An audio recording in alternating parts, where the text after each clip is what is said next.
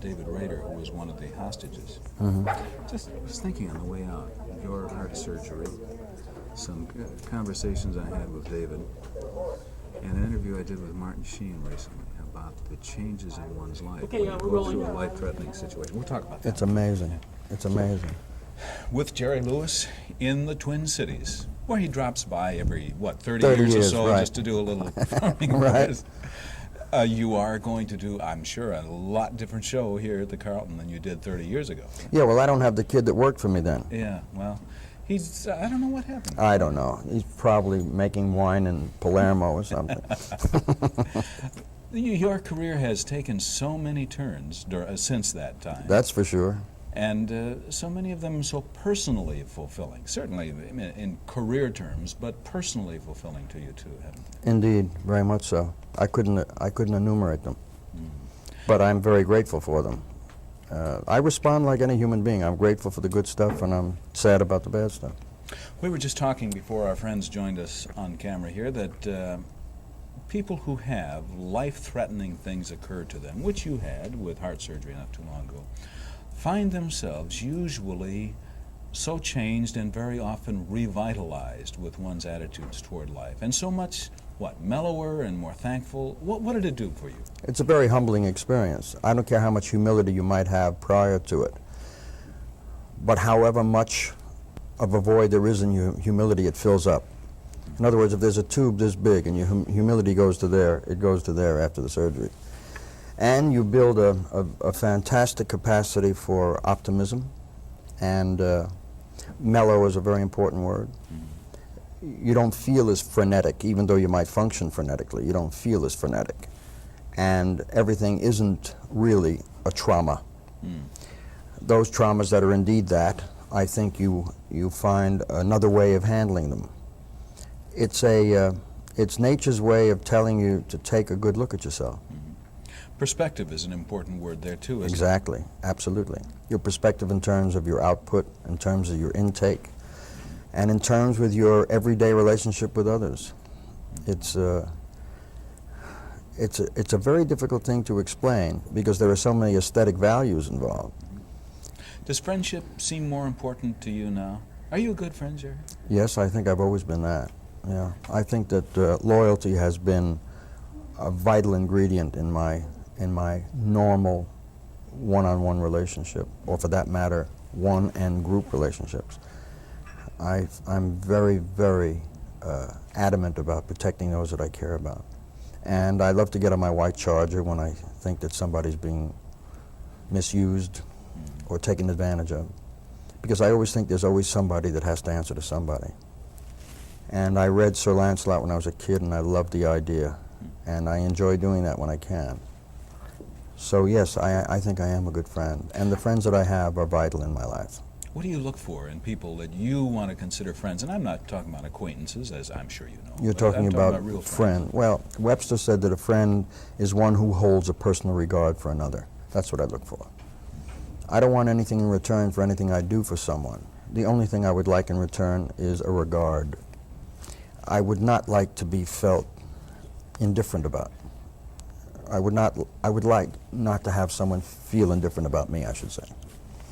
You know, if someone dropped from another planet and saw this conversation, had never heard of Jerry Lewis before, they'd say, he's a comedian, listen to this conversation. Hey, you started it, Bill. I know. I'll go any way you want. I can cut your tie. But it's... That's funny you say that, because the last time I saw you at Charlie's Cafe in Minneapolis 30 years ago, I might have cut off somebody's tie. Probably. Probably. But what I was going to say is that it is not unusual for people who make their living in comedy to be very serious people underneath. Harry Lauder said it long before I was born, that comedy is very serious business. And you have to look at the world with a very, very serious point of view. Otherwise, you won't really see the innuendos of life. You won't see the abrasivenesses. You won't see, you would miss all of that. If you were not serious, and if you were on all the time, and if you were a clown all the time, you'd be so busy with your optics swinging back and forth, it would never focus in on anything, and you would never really know what you're doing comedy about. Therefore, most people that deal in comedy, everybody from Lucy to Burl to you name them, to Gleason, have a very serious lifestyle until it's time to get up and do it. Now, there were those of us who, when we were very young, were on all the time. And I was very guilty of that in my younger years when I was going by rote, instinct. Now, when you start creating and writing screenplays and you're directing, you have to really look a little more carefully. And therefore, you better get serious if you want to hone in on something. The door just opened and I heard that big band out there, a sound that always excites me incredibly. Is it as exciting for you to work carefully, quietly behind the scenes on a motion picture as you are a director, a world-renowned director? Is it as exciting to do that as it is to stand up on that stage in front of that big band with those sounds and the audience out there and everything? It's a different excitement, Bill. The excitement of directing a film is you're working with a crew on a love-in. At least that's the atmosphere I create on my set. And it's an excitement predicated on satisfaction. You're getting work done, you're creating, and you're painting pictures. When you're on the stage with the big band behind you, you have no responsibility other than that audience. That's the only responsibility you have, and that's to give them the best you possibly can and give them their money's worth. On a film set, you've got 125, 130 people that are depending on you to make decisions that make them look right in their particular craft. And the one thing a crew wants more than anything is for the director to make a decision, to know what he's doing, do his homework, and plan their work for them. And they'll bust their buns for you. If you're indecisive, they will fall apart, and you've got 125 vegetables on your hands. So that's a heavy load. The joy for me is getting out from behind the camera after I've set a scene and I've rehearsed performers, and when I get out here in front of it, I'm free of all of that responsibility, and I can work with a comic abandon, so it works for me. The same thing prevails on the stage when I'm in front of that band. They keep reminding me that I've got an audience there that I'm responsible to. So it's a different kind of a satisfaction, while it's all very satisfying. If you ask 10 people at random what words come to mind when you say Jerry Lewis, certainly comedy and movies and all of that kind of thing would be there, but very prominent would be Jerry's Kids or the MDA Telethon or something associated with that. Or caustic, abrasive, noisy, overgrown kid. Difficult, temperamental, a variety of things. You haven't got a virgin here, Bill, I'll tell you that. No, I think those are the agents. And so how has the MDA Telethon changed your life? Well, I have spent more than half of my life battling that issue. Not battling the association. I've been building it for 34 years, but battling this crippling disease. And I will get it done. That's all I can tell you. I will get it done. That's why I didn't die when I had the heart problem. I think the man upstairs knew I had to do something, and he gave me a shot at it. And I'm going to do it. I'm going to get it done. It's that simple. And without becoming maudlin or schmaltzy like writers like to write, I can only tell you I'm going to get it done. And the why of it is not important. The fact that I do it is important. For those folks who plan to come to see you this weekend at the Carlton, a quick capsule of what they're going to see. Just about everything I know how to do. I do everything from pantomime to conducting the orchestra to dancing, gags, monologue, pantomime. Make a movie and take a picture and all that stuff too? I do it all.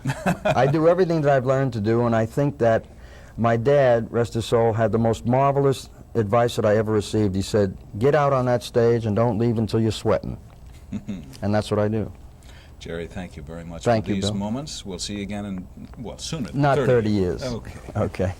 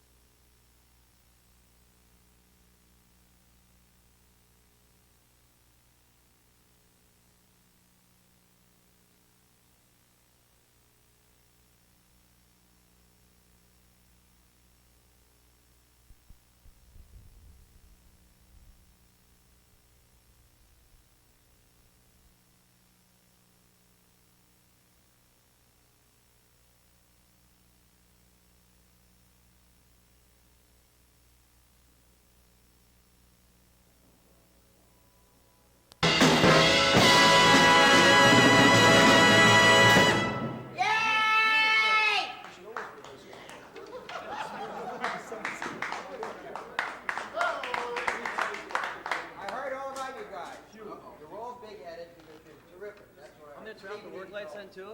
Yeah, sure. We'll see. Just like, in the middle of whatever I'm doing, I'll turn if it ain't really strong and say, what's that, we'll just talk it out. We're busy fighting. How could they know? Get them arguing together. All right.